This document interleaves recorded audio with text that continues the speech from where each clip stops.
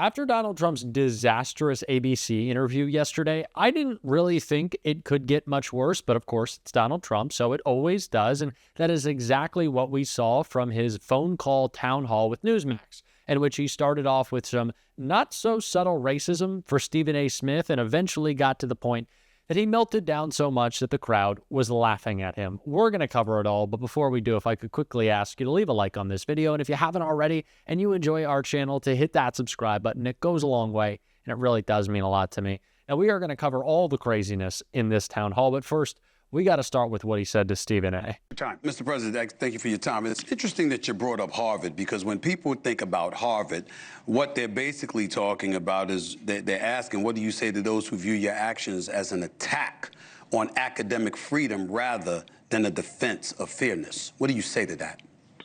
Well, I say this. We had riots in Harlem, in Harlem, and frankly, if you look at what's gone on, and people from Harlem went up and they protested, Stephen, and they protested very strongly against Harvard. They happened to be on my side. You know, I got a very high black vote. You know that. Very, very high black vote. It was a very great compliment to me. I did criminal justice reform. I did opportunity zones for one of the greatest economic deals ever for the black and Hispanic community. I got tremendous. They agree with what I'm doing with respect to Harvard.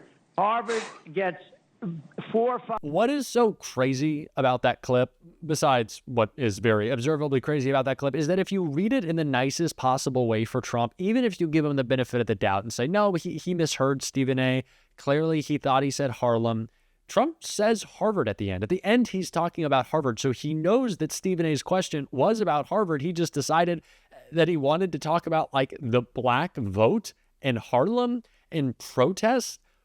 Like, what a weird way to respond to what was a really great question from Stephen A. Smith, and it's the reason why Donald Trump wasn't going to give him an answer and decided to pivot away. And another question that he really didn't give a great answer on, because no one in his administration can, was when he was asked about who really wants to make a deal with Donald Trump. I can explain it, but I can tell you that right now we have over 100 countries that are calling us like morning, noon, and night, dying to make a deal. We're in a great position of strength. We'll make great deals. And where we don't make deals, Stephen, we're just going to set the deals. We'll say that country is going to pay a 20% tariff.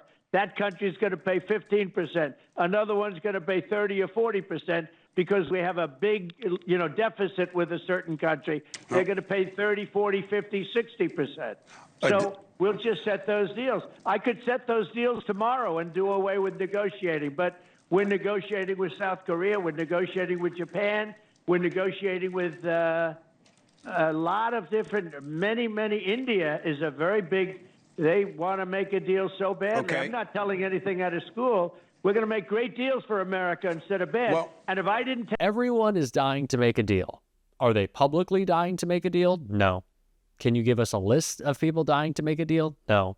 Are any deals that are dying to be done close to being done? No. So are there any deals? No. And not even are there not deals. Some countries aren't picking up the phone because they're waiting for China to do a deal. Donald Trump announced this plan thinking that he was going to act tough with China. Oh, look at me. I'm so big and strong. And in doing so, he's given China all the leverage because they're a much more reliable trading partner to countries like South Korea or Japan or Vietnam. And so those countries are waiting for the deal with China to be done, giving China all the leverage. And apparently that is the art of the deal. That's how you have great success. And another example of Donald Trump's just complete imbecilic lack of understanding when it comes to his own trade war was seen right here. Now China is sending its boats back. The boats are not being unloaded because they have a 145% tariff, which is, a record-setting type tariff.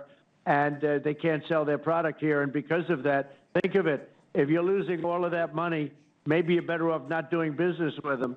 But I took $5 billion a day and cut it way, way down, way, way back. And I did that within a very short period of time. He does understand that the ships turning around and coming back that aren't going to China, he does understand that those are carrying American products, correct that American businesses make money and survive off of selling things to China? And if that doesn't continue to happen, as happened to our farmers in 2019, it impacts American businesses as their market shrinks. How dumb is he? I'm baffled every day. It is unbelievable sometimes to listen to the idiocy that comes out of this man's mouth. So much so that, like I said, the audience just started laughing at him. Laura, I got a studio audience question from Lee Shapiro. Lee's a tough guy. Lee says, what's the biggest mistake you think you've made in the first 100 days? I'll tell you, that's the toughest question I can have because I don't really believe I've made You mistakes. made any mistakes? We're in a transition period. We're in a transition period. I think Lee is reassured. I think you're going to see tremendous economic victories over the next period of a year. You don't think you've done anything wrong? How do you explain your 29% approval rating? It almost is at this point. Do you have any reasonable explanation for that? Is it the media? Is that the issue? Is it the media's fault? I am baffled. Again, this is the no accountability administration, and that's kind of the point. Donald Trump wants to be breaking the law. Donald Trump wants to be violating the Constitution. Donald Trump wants to act in whatever way he sees fit, given any of his whims, because that's kind of the point. It's not kind of the point. It's actually the point. Remember, dictator on day one? He wasn't lying about that. He wasn't. And it's the reason why we have to push back so much more in pointing out that this is what they want to accomplish. They want to concentrate power in Donald Trump's hands. And what has that led to? It's led to a lot of chaos, a lot of corruption, and a lot of criminality. And that was all called out by Democratic Governor Andy Beshear, and a takedown on Fox of all places that I want to check out right here. Well, as governor, you see the real impacts of these policies on your people. And what we see right now are prices going up on American families that are struggling. We see small businesses that have to import certain supplies and will have to continue to import those supplies, having a rough time and even starting to lay people off. And then the chaos of the on again, off again, on again tariffs, them going from across the board to reciprocal to industry specific. All this is creating an environment that ultimately is making it harder for people to get by. Well, let me ask you a question. I believe President Trump won that last election because people believed he'd make paying bills at the end of the month just a little bit easier. I think this tariff policy is misguided, and I think it's making it harder on those same folks.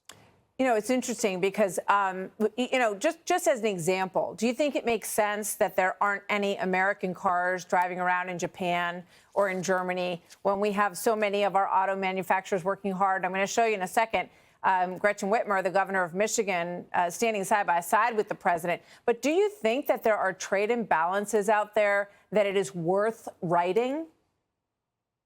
I think that there are always nuances to trade policy that we can and we should work on. But I think it's more complicated than the example you gave, because the largest Toyota plant in the entire world is in Georgetown, Kentucky.